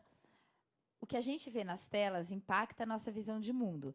Vocês acreditam nessa responsabilidade do autor roteirista? Como lidam com ela? Como lidam com a tensão entre fazer algo que agrade o público e essa responsabilidade? A gente sempre pensa muito nisso, né? Mas vamos estabelecer uma distância aí. Pensar nisso, levar isso em conta, não quer dizer que isso deva, de alguma forma, afetar assim, a sua criação e o seu trabalho. O que acontece? Você tem uma ideia, um projeto, beleza, ele tem uma cara, ele tem que ter uma autonomia, ele tem que ter uma autoralidade que tem que ser respeitada, né? Agora, é claro que, se em determinado momento do projeto alguém se doer com algo, ou algo não soar bem, você pode fazer ajustes. Isso é feito durante o processo, né? Porque um filme, assim, nenhum roteiro é 100% filmado como ele é escrito, né? Assim, é sempre um work in progress, né? É sempre um trabalho que vai passando por leituras, que vai passando pela mão do diretor, né? Enfim, que depois, no caso do cinema comercial, a gente testa, a gente vê o que funciona e o que não funciona. Então, essa responsabilidade, né, ela existe, mas a gente também está aí para quebrar alguns conceitos, está aí para quebrar alguns valores, está aí também para dar umas cutucadas, né? Eu acho assim, se um filme se preocupar demais com a sua responsabilidade, né, vamos dizer assim, se o filme se preocupar demais em ser correto, você pode fazer um filme que seja morto, entendeu? Assim, um filme que é um filme totalmente certinho, tal, porque ele não ofende ninguém, não sei o que, tal. No caso da comédia, então é terrível. Eu sou obrigado a ofender alguém, não tem como. A comédia é naturalmente ofensiva, não tem jeito, entendeu? Assim, o pessoal fala o humor construtivo, a woke comedy, não sei o que está na moda aí. Eu falo, ó, a hora que vocês me derem e mostrarem um hit da woke comedy, como foi Se Beber Não Case, né? Eu, sabe, bato palma e digo, está funcionando, mas não está funcionando, né? 90% das comédias woke comedies não estão funcionando. Então, assim, qual é a responsabilidade do autor, então, do roteirista? É assim, mais uma vez, como ela falou, sentir o seu público, sentir o zeitgeist, o espírito do tempo, né? Respeitar esse espírito, mas, ao mesmo tempo, desafiar, cutucar, puxar. E, às vezes, você vai incomodar com o que você faz. Por exemplo, a gente está agora em cartaz aí, né, um filme americano, né, o Coringa, que, caramba, né, as pessoas estão adorando, ganhou Cannes, o Caramba 4, mas existe uma discussão. Pô, o filme é amoral, né? Estão saindo falando que menores de 17, 18 anos não podem ver, porque pode afetar a cabeça da pessoa, não sei o quê. Eu falei, opa, pera lá. Isso é legal, né? Isso é bacana. Isso que gera é o que dá o debate, né? Assim, eu acho que tem que ter o desafio sempre. Então, eu acho que a gente tem a preocupação com a responsabilidade social, tem a preocupação com a responsabilidade das mensagens que a gente faz, mas, ao mesmo tempo, a gente pode, no caso ainda mais da comédia, de deseducar um pouco, às vezes de provocar, cutucar. Isso é importante, né? Acho que em tudo. Eu vejo mais ou menos dessa forma. Eu concordo também. Eu acho que a gente, sim, tem muita responsabilidade. Eu acho que a gente não pode ser inconsequente nem leviano com o que a gente escreve, a gente está pensando, mas eu acho que isso não pode ser uma amarra, né, na hora que você está escrevendo, porque eu acho que naturalmente você vai para isso, e é como o Paulo falou, a gente passa por leitores, né, nas distribuidoras, a gente tem todo esse trabalho de desenvolvimento que eu acho super legal, super importante e valorizo, né? Você trabalha com toda uma equipe também. Então, eu acho que se a gente pesa, né, vai com a mão mais pesada para um lado, há de ter alguém que vai ali falar, cara, sabe, recua, isso pode ser que não esteja de bom tom e tal. Mas, em geral, eu acho que a gente, dentro de uma história, a gente assim, trabalha já com essa responsabilidade. Os personagens estão ali até para ocupar, né, essas características, né, do que tá neles ali o que a gente quer falar e no próprio nas diferenças, né, entre eles ali do vilão, né, mesmo que não sejam estereotipados nem pesados, né, mesmo que filmes que não tenham antagonistas muito claros e que a vida você consegue trabalhar mandando o seu recado sem ter que assim, sem se limitar, eu acho. Sim, claro, claro. Não, totalmente. Eu estou um pouco na contramão. Eu entendo esse poder. Eu acho que hoje em dia os processos já estão tão com uma vigilância positiva. De tanta, todo mundo envolvido no processo, em qualquer processo que eu tenho participado já está olhando tanto para isso que eu tenho me desapegado um pouco. Eu falo assim, eu quero jogar qualquer coisa, deixa que tragam para mim o que pode, o que não pode. É evidente que eu fiz um filme infantil, então tenho responsabilidade, tenho 2 filhas, não sou louco, mas ou um pouco. Mas a outra coisa que eu acho é o seguinte: eu reflito bastante sobre isso. A gente muitas vezes, se a gente parte disso, você parte muitas vezes de personagens que quase não tem o que transformar num filme. Porque se você já começa com personagens que estão todos ajustados ao que é a sociedade e ao discurso que a gente tem que fazer, você já começa daí, é muito difícil se transformar o cara. E não tem arco. Isso eu tenho notado nas coisas que eu escrevo. A outra coisa que eu noto é assim a diferença da gente entre o Facebook, o Twitter e o WhatsApp, né? Aquela face que a gente tem pública não é a nossa face privada. E no WhatsApp eu recebo o mesmo cara que é super correto me manda mensagens extremamente escrotas sobre outros assuntos da vida. Não estou dizendo que o cara cometa crimes, mas as pessoas são contraditórias e são idiosincráticas mesmo. E se a gente se preocupa demais, às vezes a gente faz. Eu tenho visto isso. Faz personagens chapados, desinteressantes e que nem poder vão ter, porque as pessoas olham aquilo na tela e falam assim: isso aí não existe. Eu não sou. Ninguém se identifica muito com isso, com o excesso de correção, porque a gente tem defeitos, a gente é escroto, a gente é egoísta, eu pelo menos. E eu penso isso. Eu sou um pouco. Eu tenho pensamentos errados e vontades que não são nobres na minha vida. E elas me norteiam também. E as pessoas se identificam com isso. Então é óbvio que a gente se preocupa, que você fala assim, eu não sei, o Coringa é um filme sobre, tipo, vamos aí, eles estão fazendo discurso do tipo, vamos invadir escolas e matar pessoas. Eu não acho que esse é o discurso do filme. E acho que se a gente acha que o problema disso acontecer é do filme, é porque a gente já está muito errado, porque tem muita coisa antes para dar errada para falar que o problema é o filme ter transformado isso. Então, assim, eu estou um pouco no contrário, porque eu acho que a gente já está num ambiente criativo tão vigiado que eu tenho tentado falar, mas se não fizer assim, ninguém se identifica. A pessoa tem que ter para ela sair bem no final, o personagem, no começo ele precisa ser pelo menos um pouco escroto. É que nem Clube de Compra Dallas. Eu acho que se a gente falasse daquele personagem num pitch de um filme aqui, as pessoas vão falar, mas ninguém vai gostar desse cara, ele é escroto, ele é machista, mas o filme é sobre a transformação desse cara. É sobre o cara que odeia gay e que no final ele vai ter a doença, ele vai ter que entender que não dá para ser daquele jeito. Então, se você se cercear já de cara, é nesse ponto. É só.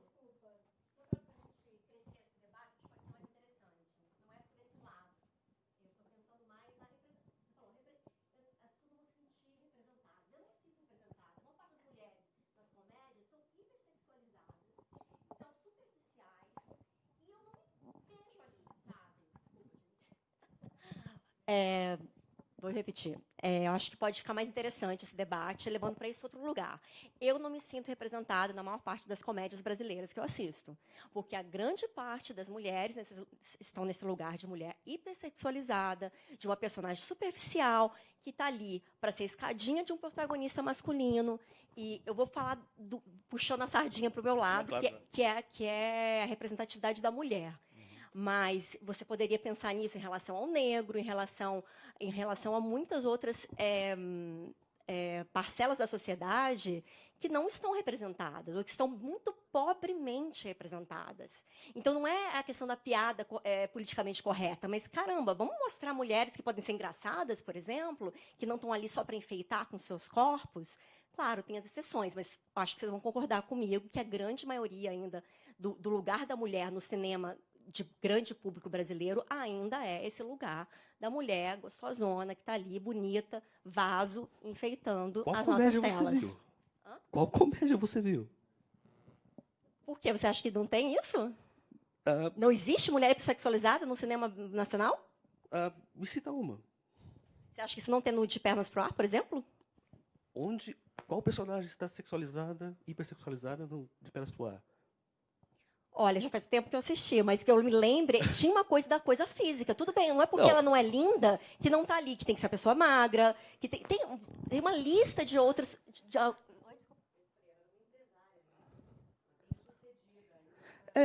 Assim, vamos lá, vamos dizer o seguinte.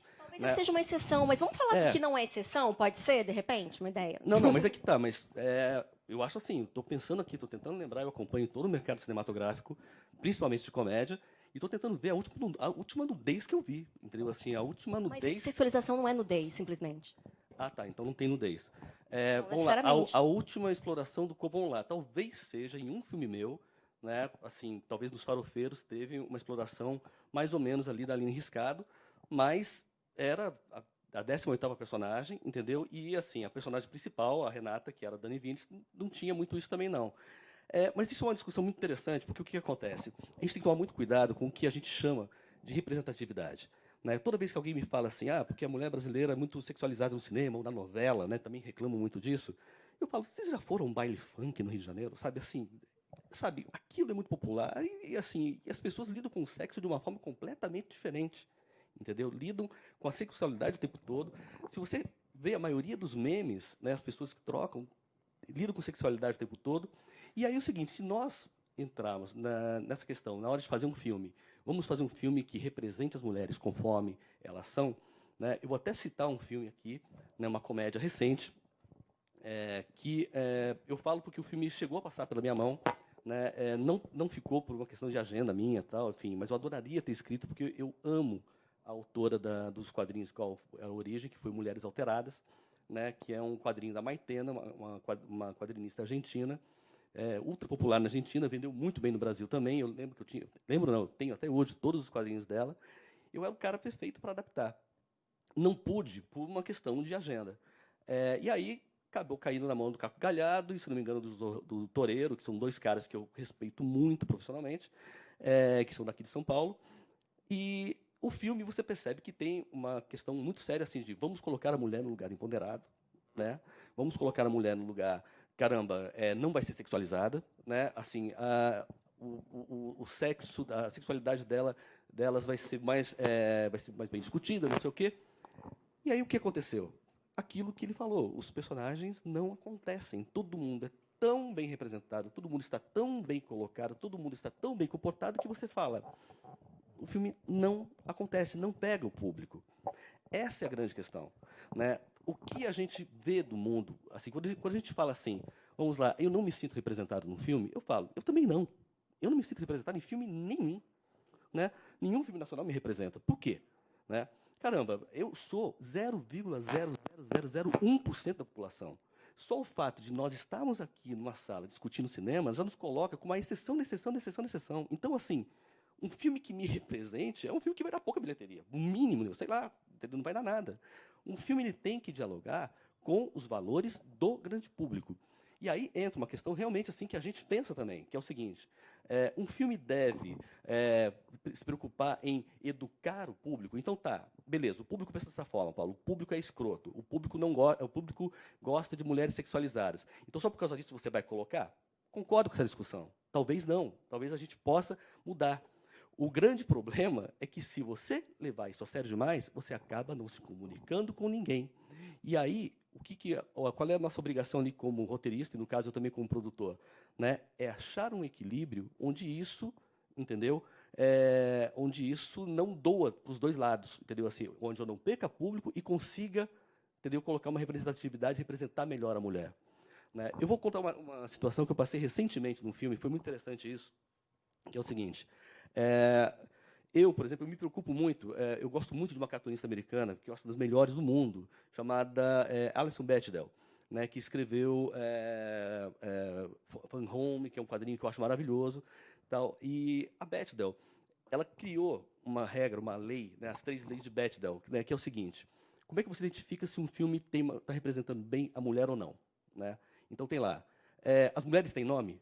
Por incrível que pareça, né, em 50% dos filmes tem muitas mulheres que nem nome têm. E realmente é algo grave. Né? As mulheres conversam entre si, outra parada que eu nunca havia parado para pensar. Né? Se você pegar, por exemplo, Guerra nas Estrelas, né, Star Wars, a princesa Leia não conversa com nenhuma outra mulher, ela só conversa com homens. Né? Ou seja, ela está sozinha ali. É um filme que não passa no teste de Bechdel. Né? Ou seja, tem nome, conversam entre si, e quando conversam entre si, essas mulheres têm assuntos que são delas e que não são apenas homens, cara, assim, 90% dos filmes não passam nesse teste. E é verdade. Isso é um problema. Né? Isso é um problema. E aí, assim, eu tenho essa noção. Então, eu tenho lá no meu mural, assim, lembre-se de Bechdel. E aí eu me preocupo com o filme. Beleza, eu acabei de escrever uma comédia chamada Quatro Amigas numa Fria, que é uma história de 4 amigas que vão para Bariloche. Eu fui até rodar na Argentina no filme e tudo mais. Vai ser lançado no ano que vem. E aí foi muito interessante que é o seguinte, né? O filme estava lá, elas o tempo todo, conversando entre elas, tal, falando, caramba, tá falando do namorado, tá falando do outro, né? A gente fica se policiando, né? E aí eu achei uma cena muito boa em que elas falassem delas e falassem do trabalho delas, né? Para não ficar falando só de sexo, para não ficar falando, pô, eu quero representar a mulher melhor ali. Pô, tô levando isso a sério, né? Bem, beleza. Aí, nesse dia da filmagem, eu não estava lá, o Santucci filmou a cena sozinho, eu estava co-dirigindo o filme, acabei não indo, e aí ele pegou, eu falei, liguei no final do dia para ele e falei, cara, e aí, como é que ficou a cena? Ah, cara, as atrizes piraram, não quiseram fazer. O quê? Como assim não quiseram fazer? Não, porque elas acharam aquela discussão do trabalho meio chata e começaram a falar de tamanho de pau. Eu falei, cara, mas era a única cena do filme que eu queria que elas discutissem alguma coisa sobre elas. E elas perceberam isso.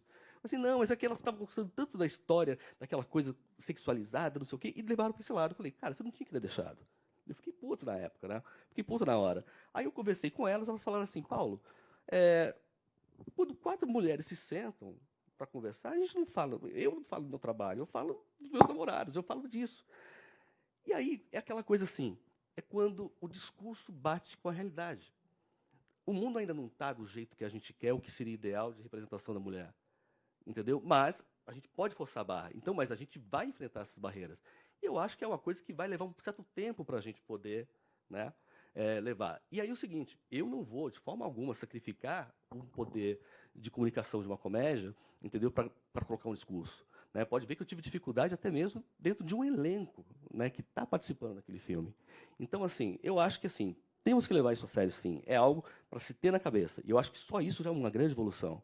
Mas que não vai mudar tão rapidamente, não vai. Por quê? Porque você não muda uma cultura tão rapidamente, um grupo de espectadores tão grande tão rapidamente. Então, eu acho que é mais ou menos por aí. E assim, eu falo, a gente evita, por isso que eu fiquei, quando você falou, está sexualizando a mulher, a gente está evitando isso porque isso está tendo rejeição do público.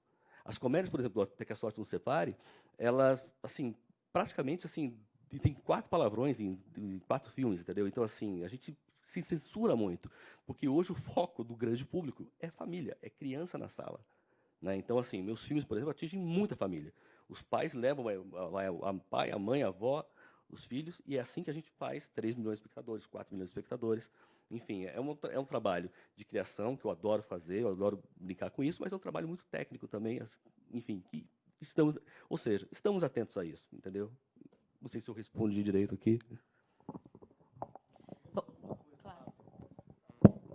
Mas obviamente que eu penso nisso também. Não estava me negando a pensar. O Turma da Mônica, um exemplo rápido. Tem uma cena lá do cemitério. A primeira versão, o Cebolinha e o Cascão davam um susto na Mônica e na Magali. Elas ficavam com medo no cemitério porque elas viam um fantasma e revelava que era o Cebolinha e o Cascão. Eles estavam sacaneando as meninas. Eu falei, estou sendo machista. É muito melhor que seja as duas sacaneando os caras. E a cena fica muito melhor. Eu só pensei isso porque tem minha mulher na minha orelha, minha filha, você, entendeu? Senão eu não teria pensado. Tá certo. Tem que perguntar e a gente vai puxando. Mas tem que, enfim, esse ponto é difícil mesmo. Se você quer atingir mais público, é difícil de achar. É difícil. Não, mas eu acho que eu vou falar agora com mulher, que a gente vive numa cultura tão arraigada, um machismo tão arraigado, tão violento, e que agora a gente está pensando, a gente está começando a ver isso de outra forma e começando a buscar a transformação, a tentar se colocar, né? Porque tudo bem. Elas podem ter achado chato elas falarem sobre trabalho, porque falar sobre trabalho, até hoje em dia, no mercado, é você falar sobre os seus homens chefes, porque isso, até então, não, né, você pode estar até sacaneando eles, porque até então é isso que a gente está mudando, é isso que está se transformando. Então, acho que quando vai para a própria pele, a gente talvez pense mais. Eu acho, sim, importante se pensar nisso, e ter uma outra abordagem, porque eu acho que a gente está vivendo isso e é um tema importante. Eu não estou criticando nem nada, mas eu acho que sim, algo a se pensar pelas suas filhas, pelas minhas, por todas nós aqui. Então, não, eu confesso que quando vi essas leis de Bechdel e assim, descobri que 98% dos filmes dos anos 70 não passam, filmes que a gente ama, é uma coisa preocupante, porque, de fato, né, assim, você pega filmes assim, desde, sei lá, Goonies tem isso, entendeu? Não passa pelo teste. É uma coisa interessante de se ver e, assim, de ficar atento. Então, assim, nós estamos atentos, mas encontra-se dificuldades mesmo em mudar de uma hora para outra. Dá para mudar, mas não será de uma hora para outra. Tem aqui uma pergunta, são duas, mas vou começar pela segunda, que acho que ajuda muito nessa discussão do quanto o sucesso depende muito do roteiro, mas também de outros fatores, mas, ao mesmo tempo, ele não é necessariamente um acaso, né? E essa pessoa gostaria de saber quais trabalhos de vocês são considerados fracassos de bilheteria. E, independentemente deles, quais as histórias vocês ainda querem contar? As pessoas e que tipos de histórias? O Tiago tinha comentado comigo, no caso do Paulo, né, o filme Divórcio, que fez muitos espectadores, acho que 600 mil, mas 600 mil, mais que pouco para a média de outros filmes. Acho que é bacana contar. Você falou um pouco do La Vingança, né? Essa quebra de expectativa, se achar que fez uma coisa que ia ter um efeito e não tem. Porque, às vezes, também a gente fala muito que parte dos diretores não tem realmente, ou roteiristas, tanto interesse em encontrar o público como vocês demonstraram aqui. Também, cada criador tem uma motivação. Mas, o que eu também percebo, conversando, às vezes, com muitos diretores brasileiros, é uma grande frustração. Pessoas que realmente acreditaram que fizeram um filme que ia se comunicar e não se comunica, né? Tem os dois lados.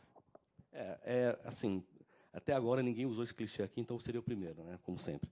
Assim, não existe. Aliás, você falou que não existe fórmula, né? Tanto é que eu me irrito, às vezes, quando leio uma crítica que fala, porque o filme segue a fórmula básica. Eu tenho vontade de ligar para o crítico na hora e falar qual é essa porra dessa fórmula, porque, assim, caramba, não existe fórmula, não existe regra. O Silvio de Abreu, ele aplica isso à TV, né, e eu acredito muito no que ele diz. ele diz o seguinte, né, que novela, né, ele fala no caso de novela, mas vale para filme também. Tem novela que pega e novela que não pega. É isso. Não existe assim nenhuma outra regra. É realmente uma coisa meio mágica. Eu costumo dizer que para o sucesso não existe receita, mas para fracasso tem até manual. Tá? Eu acho que assim, eu acho que tem coisas assim que eu fico observando de fora, né? É claro, eu tenho fracasso. Vou até falar de um recente meu, né?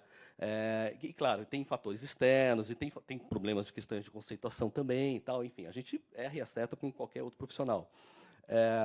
Mas eu acho que tem que ser discutido o seguinte: o sucesso, né, ele tem que ser medido de acordo com a expectativa, como ela falou, do que se coloca sobre o filme. Né? Então, quando um cara faz um mega lançamento, um produtor, um distribuidor, faz um mega lançamento em 600 salas, esperando, né, ele está esperando no mínimo 1,5 milhão de espectadores. No mínimo é isso. Se ele faz 450 mil, 650 mil, que seria uma bilheteria excelente para qualquer outro filme, não é uma bilheteria excelente para ele. Isso é um fracasso de bilheteria. O contrário acontece também. Você lança um filme em 50 salas, esse filme tem potencial para fazer, sei lá, 100 mil espectadores, e vai lá e faz 220. É um puta sucesso. Né? Basta ver aí o filme do Kleber, que está com 550 mil, que é uma bilheteria mediana para grandes produções, mas para ele é o hit do ano, entendeu? Assim, a repercussão que o filme trouxe, e até mesmo essa bilheteria, esse público, são significativos. Então, assim, tudo é muito relativo, então precisa saber bem qual filme está avaliando e tal. Então, o sucesso também é relativo. Quando se fala em volume, né, vamos lá, filmes de 3, 4, 5 milhões, né, eu queria até fazer uma correção aqui da desculpa, Patrícia, que assim, ela falou que o público prefere as comédias. O público ama as comédias, sim, mas se nós pegarmos as maiores bilheterias do cinema nacional, é Dona Flor, é Tropa de Elite, né? Cidade de Deus. Cidade de Deus, assim, Dois Filhos de Francisco. Paulo Gustavo fez uma comédia de 9 milhões de espectadores, quase 10, mas se você pegar o top 10, tem 3 comédias. A gente tem Carandiru, Cazuza, Dois Filhos de Francisco. Bom, gente, sem falar agora na safra, Os 10 Mandamentos. Exatamente. Não, isso é um outro detalhe. Assim, essa é uma outra questão.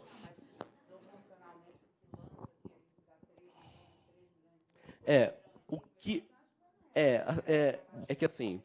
E acho que em vários países, né? Não é só no Brasil, na Argentina, na Alemanha, na França. Sim, as comédias, na verdade, é isso que a gente precisa ficar bem atento, porque é importante na hora de você conceituar um filme ou você desenvolver um produto, um roteiro, que é o seguinte: as comédias elas vencem por pontos, vamos dizer assim, elas têm mais constância. Entendeu? Por quê? Porque tem mais constância de produção. É mais fácil você fazer comédia. As comédias são mais baratas. Então, assim, você fazer uma produção de época, né, ou você fazer um Carandiru, leva mais tempo, mais dinheiro, são filmes mais lentos, mais caros, entendeu? E não tem como você fazer um Carandiru por ano. Você não tem como fazer isso. O cinema nacional não comporta essa produção. Né? As comédias não. As comédias são muito mais baratas, são mais rápidas, os atores estão mais disponíveis, né? Então a gente consegue lançar um volume maior. E aí a gente acaba vencendo no volume, entendeu? O que eu sempre falo, o que eu sempre discuto é o seguinte: por que o cinema brasileiro, tirando a comédia, que conseguiu manter-se ali uma pequena indústria? A gente fala, eu hoje vivo basicamente do que eu escrevo para cinema, né? E agora também para o streaming e tudo mais. Mas, assim, vivendo de cinema. Por que não se consegue essa mesma constância com os policiais? Quando eu vi o primeiro Tropa de Elite, eu falei, caramba, está nascendo um novo gênero no cinema nacional. Maravilha, tomara que façam mais. Não fizeram. Quando eu vi Dois Filhos de Francisco, eu falei, tomara que venha uma enxurrada de biografias e tal. E demorou, na verdade, para as biografias pegarem. Né? Eu acho que você fez mais 2, né? Nise, que é Gonzaga. Exato. Mas no cinema, assim, eu percebo assim, as biografias funcionam, mas também não tem essa regularidade. O cinema brasileiro, para se estabelecer comercialmente e financeiramente, por que isso é tão importante? É isso que o Tiago fala tanto e propôs essa discussão, né, do público. porque a gente precisa pensar um pouco mais, com carinho no cinema, no público, porque isso vai nos dar independência, tá? Para até mesmo lidar com governos, com leis de incentivo e tudo mais. Né? Porque hoje o que acontece? O cinema nacional está na mão do Estado. Né? A gente depende do dinheiro do Estado. E toda vez que a gente fica na mão do Estado, a gente fica na mão do governo de plantão. E pode entrar qualquer um lá, a gente viu isso agora. Então, assim, sabe quem vai nos governar. Então, o cinema, realmente, eu batalho há anos por isso. Quem me acompanha em rede social e em outros debates e tudo mais, sabe o quanto que eu brigo para ter uma constância não apenas da comédia. Pô, vamos ter essa constância também em outros gêneros, assim, sabe? Vamos tentar terror, vamos tentar outras coisas. Mas, ou mesmo histórias, sei lá, sabe, como foi o gênero, o ciclo cangaço no cinema nacional dos anos 60, que bombava também. Né? Por que nós não temos mais isso? Né? Porque nós não temos essa visão de fazer em continuidade. Entendeu? Veja a indústria americana hoje. A indústria americana hoje está sendo totalmente, praticamente monopolizada pelo cinema de super-heróis, né, de quadrinhos, que é uma propriedade intelectual que está mantendo, né, o cinema americano hoje. Né? Se hoje o cinema americano existe, é graças aos quadrinhos. Né? Vamos, sabe, eles agradecem a Deus por aquilo existir. Senão, o que estaria acontecendo? A gente estaria com o cinema americano muito em baixa. E eles também. Então, assim, a gente precisa pensar em propriedade intelectual, criar coisas que gerem continuidade. Né? É claro, todos nós queremos escrever nossas histórias, todos nós temos vontade de fazer o que a gente tem vontade de fazer, mas eu acho que pensar nesse sentido é sempre bom. Eu acho que vale a pena. E dá para viver de cinema, sim, no Brasil, desde que você aprenda onde está seu público, enfim, e pense nele um pouquinho. Vou passar aqui para mais uma pergunta do público, até porque a gente vai se aproximando do final desse debate. Qual filme que vocês, é para todos vocês não escreveram e gostariam de ter escrito? E aí, outra pergunta, a Patrícia disse que a pergunta de $1 milhão era do público, mas o que você considera um roteiro impecável? Vocês, né? Nossa, tantos filmes brasileiros, só o filme gringo também. Tem milhões de filmes. Agora, um brasileiro que eu, tipo, amo o roteiro é Cidade de Deus. Super admiro. E qual é a outra pergunta? Acho eu que sou vale esclerosada. Um minuto O que depois você eu considera um esqueço. roteiro impecável? Impecável? Roteiro impecável. O Cidade de Deus, né? No brasileiro, porque foi o que esse filme que é um filme que eu adoro, assim, adoro, vejo, revejo e sempre, e sei lá, já tem mais de quantos anos, né? Quase 20, eu acho incrível até hoje. Gosto muito, um roteiro do Braulio Mantovani, que eu admiro demais. Mas pode ser também um roteiro seu, né? Você consegue, quando o seu roteiro... Quando um ou roteiro um roteiro, acho que pode ser isso também. pessoal que eu, assim, eu adoro um roteiro meu de um filme que não deu certo, que é o roteiro de Entre Irmãs. Eu adoro essa história, o filme ficou longo, foi um filme que foi mal no cinema e na televisão foi a segunda série mais vista na Globo, desde Alta Compadecida. Então, sim, eu gosto muito desse roteiro meu, assim, acho é uma história que me emocionou muito, a adaptação. Eu tenho, assim, vamos lá, um clássico da comédia, claro, que é o que mais me apetece, né, que para mim que é o roteiro de Quanto Mais Quente Melhor, que eu acho, assim, a obra-prima do Billy Wilder, entendeu? Assim, tanto em termos de estrutura, de comédia e tudo mais, de linguagem cinematográfica, de diálogos, de construção de cenas, de construção de personagens, e tem o melhor final da história do cinema, né, que eu sempre, acho que um dia eu vou tatuar, né, que é quando o personagem do Jack Lemmon vira para o homem apaixonado por ele, e pergunta, vai falando, pô, eu não posso casar com você porque eu fumo, porque eu não sei o que tal, e no final ele fala, eu sou homem, e o cara fala, bem, ninguém é perfeito. Né? Eu acho o melhor final de todos os tempos.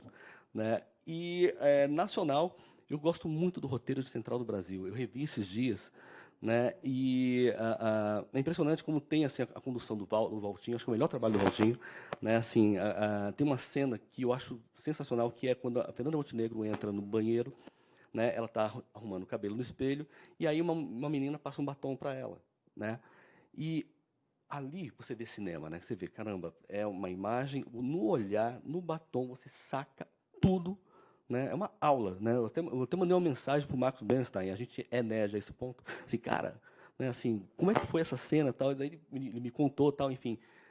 Eu admiro muito, eu gosto muito do Central do Brasil. Eu acho um roteiro impecável, né? E assim, eu tenho um roteiro que eu gosto muito hoje, mas que não foi produzido ainda, que é a cinebiografia, minha primeira cinebiografia do humorista Mussum, que a gente vai rodar agora no ano que vem, onde a gente conseguiu dosar, assim, vai ser minha primeira experiência contando uma história de vida, né, onde a gente vai conseguir dosar drama e comédia, né, Trapalhões, da forma como eu mais gosto, entendeu? Assim, a comédia popular, né, é um trabalho de um personagem muito rico, muito humano. Eu gosto muito desse roteiro, e esse roteiro está me trazendo muitas felicidades, porque até agora ninguém me pediu para reescrever, né? Ninguém me pediu para mudar alguma coisa, está tudo sendo aprovado, eu estou até estranhando, falei, pô, tá, beleza, ok, vamos embora, vocês mandam. E vamos ver, é o meu roteiro preferido, tomara que se torne um bom filme também. Vocês roubaram, né? Porque realmente esses dois filmes, eles são. Eu revi o Central também recentemente. É impecável. Eu nem acho que foi o Bernstein, às vezes. Eu fico falando, não é possível que você. Não por isso, né? Foi dos dois, é dos dois. Mas eu encho o saco dele e falo, não, você não acertou a mão tão bem assim. Mas ele acertou. Eu gosto muito do Que Horas Ela Volta, da Ana. Acho um roteiro impecável também. Acho muito, para exemplos mais recentes, eu acho acho incrível, assim. Essa coisa de roteiro, assim, quando eu acho que o roteiro tá bom, meu processo eu vou lendo, relendo, até que chega uma hora que eu acho que não tenho mais muito o que reescrever. Que eu passei ele e não reescrevi nenhuma cena. Aí eu acho que o roteiro tá bom. Mas é difícil. Roteiro você não termina, você abandona. Você abandona. Até que um dia alguém vai filmar. Exatamente. Não existe um roteiro que depois de um tempo na gaveta você tirou e falou que não tinha nada a ser feito. É impossível. Porque o mundo muda. Sobre o fracasso, juntando isso, tem um pouco isso também. Eu acho que tem o próprio La Vingança, por exemplo, a gente foi muito influenciado, porque o filme surgiu de uma ideia que era meio idiota, né? De um cara se vingar, de uma traição. E o filme veio o feminismo no meio entre a ideia e você fala, pô, não dá mais para fazer esse filme. A gente foi tentando consertar o roteiro. Eu acho que a gente conseguiu chegar em um resultado interessante, que a premissa, a gente conseguiu negar um pouco a premissa do filme dentro dele.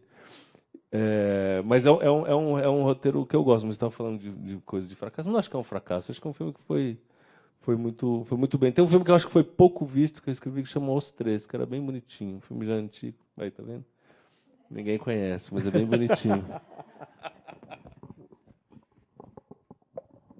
Bom, acho que a gente está chegando ao final da conversa e, para encerrar, queria fazer uma pergunta para vocês, que a gente está aqui falando do público, mas, ao mesmo tempo, a gente volta ao começo de tudo aqui, né?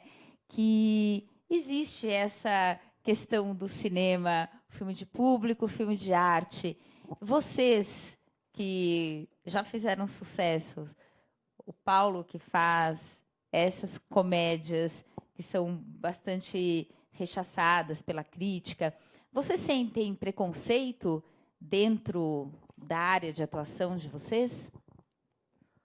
Olha só, quem resolveu entrar na comédia vai ter que se preparar para tomar porrada, porque a comédia ela não sofre preconceito só no Brasil, né? A comédia sofre preconceito historicamente, né? Ela é sempre colocada em segundo plano historicamente. Eu acho que o único país, eu vi o Milor Fernandes uma vez falar isso, que o único país que não tem preconceito com a comédia é a Espanha, né? Ele citou isso porque parece que havia um prêmio lá para a comédia, né? Acho que é o único país que não tem, e porque lá eles respeitam muito a história de Cervantes, que escreveu o primeiro grande romance moderno, que é o Dom Quixote, e o Dom Quixote é uma grande comédia, né? É assim, uma comédia pastelão de primeira. As pessoas que não têm ideia do que é Dom Quixote, sabe, aquilo lá é uma sátira aos romances de cavalaria, né? E sabe, tem coisas nível Trapalhões ali dentro.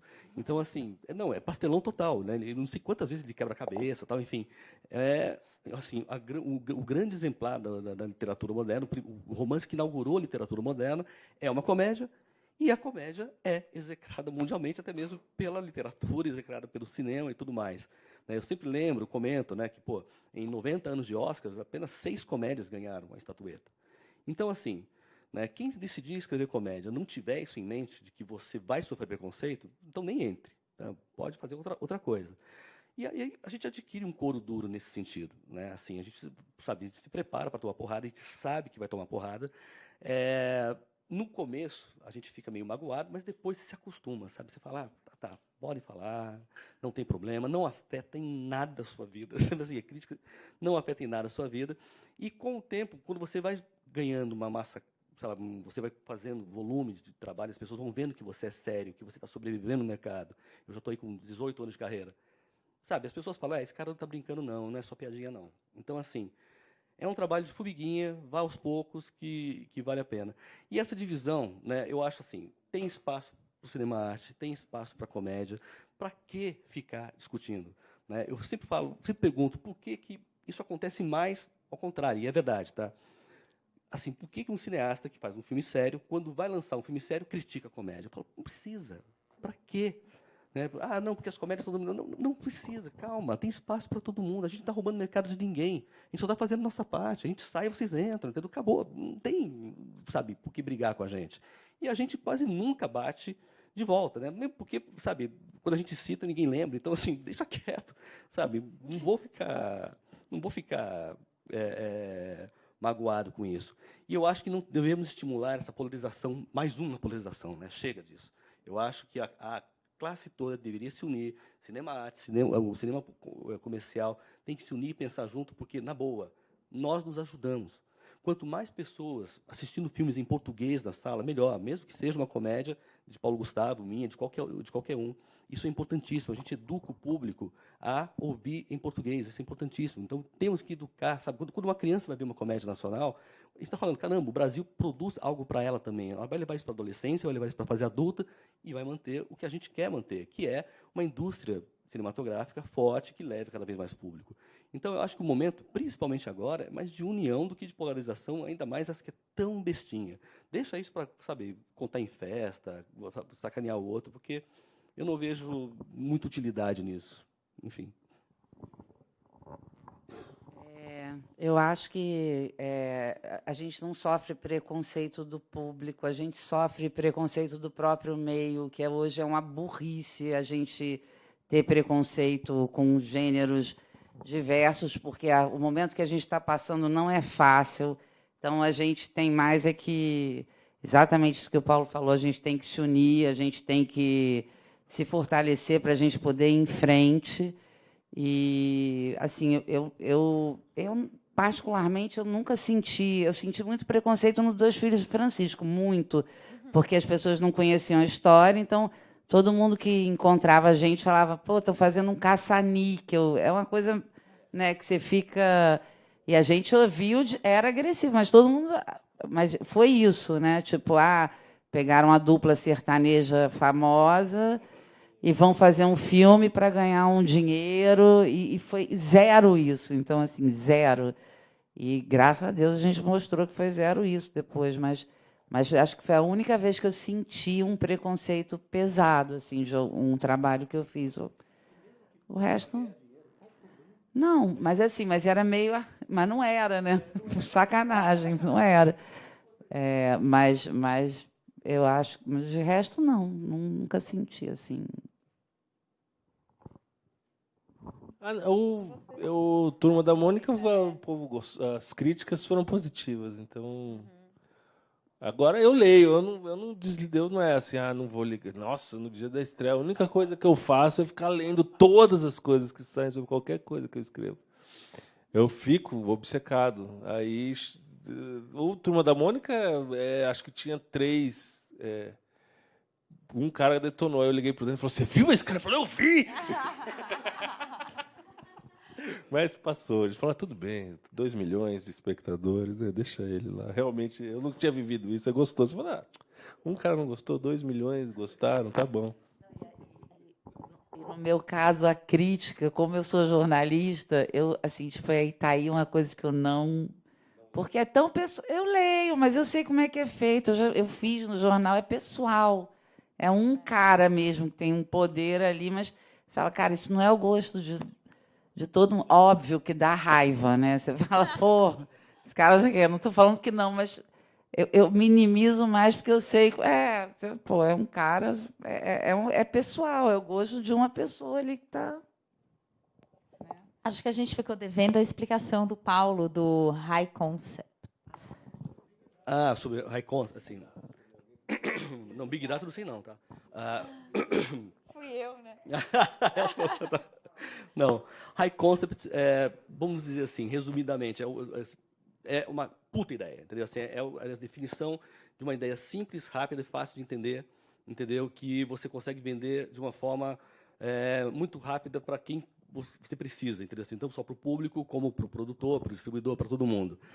Um exemplo que eu sempre dou em workshop de bom High Concept, ironicamente, não foi produzido. É um filme dos irmãos Farrelly, né, mais uma vez, da comédia, desculpe, realmente sou um nerd de comédia nesse sentido. O Peter Farrelly e o Bob Farrelly escreveram um High Concept, que até virou um curtinha recentemente, mas eles venderam por $200 mil, uma coisa assim, a Fox comprou em uma página. Né, que é a seguinte ideia, a coisa mais simples do mundo. Né, um garoto, né, resolve escrever uma carta para Papai Noel, é um filme de Natal, né, e ele tem uma família problemática tal, e ele pede para Papai Noel, né, vir salvar a família dele no Natal. Eu quero que você passe o Natal com a gente, Papai Noel. Né? Só que quando ele vai escrever Papai Noel, ele escreve Dear, em vez de escrever Dear Santa, ele escreve Dear Satan. E a carta vai para o capeta, e o capeta vai passar o Natal com a família. Quando você fala uma ideia dessa, assim, você já vê o filme. Você já vê a situação. Você já vê essa família brigando. Você já vê o que pode acontecer. É uma ideia contada em 3 linhas, tão rápida, né? Que você fala, caramba, né? Eu quero ver isso. Né? Isso é engraçado. Pô, o capeta, sabe, é muito rápido.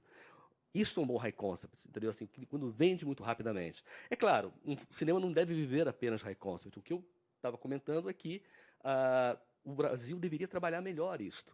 Porque quando não se tem dinheiro, a ideia é fundamental.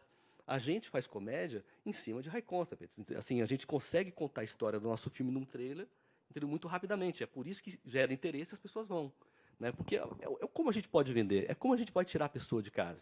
Né? Então, assim, eu acho que é um bom exercício. Eu tenho vontade de dar, sério mesmo, um workshop só de high concept, só para a gente brincar de ideias. Entendeu? E, enfim. Oi? Pois é. Vou pensar.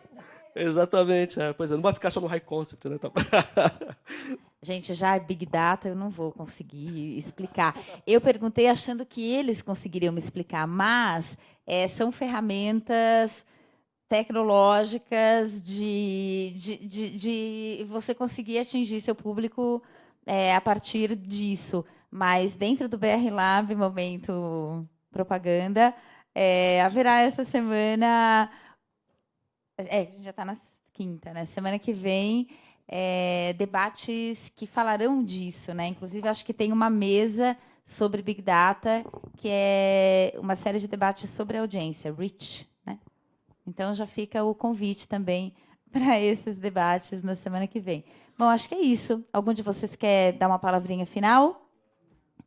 Bom, agradeço, então. Foi muito interessante para mim, pelo menos. Espero que para vocês também.